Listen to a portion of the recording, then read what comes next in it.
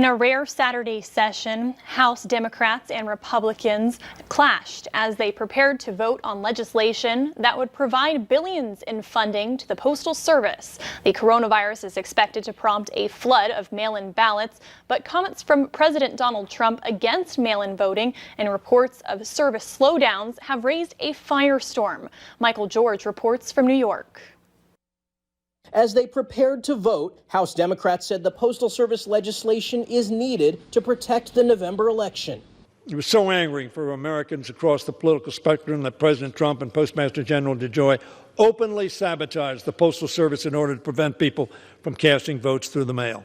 The Democrat-sponsored bill calls for the cash-strapped Postal Service to receive an extra $25 billion in funding. House Republicans slammed the legislation, which would also reverse recent Postal Service changes amid concerns about mail-in voting. This bill is a sham. It is a shame. Is this part of some vast conspiracy? No.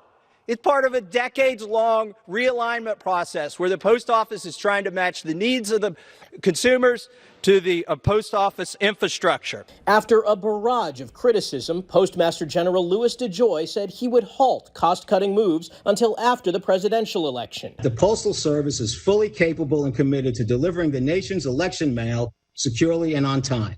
On Friday, he told a Senate committee recent delays will not affect mail-in voting. But DeJoy said he would not restore mailboxes and sorting machines that have been removed. President Trump, a vocal critic of mail-in balloting, is now saying he'll deploy law enforcement to polling places. It's a suppress the vote tactic, as is the suppressing of the ability of the postal system to deliver on its responsibility. It's unclear if the president has the authority to bring officers to the polls on Election Day. The legislation is not expected to be taken up in the Republican-controlled Senate, and President Donald Trump promises to veto the bill if it reaches his desk. A hospital in Mexico is trying out a new tactic to protect their doctors while still being able to do their job. That's next.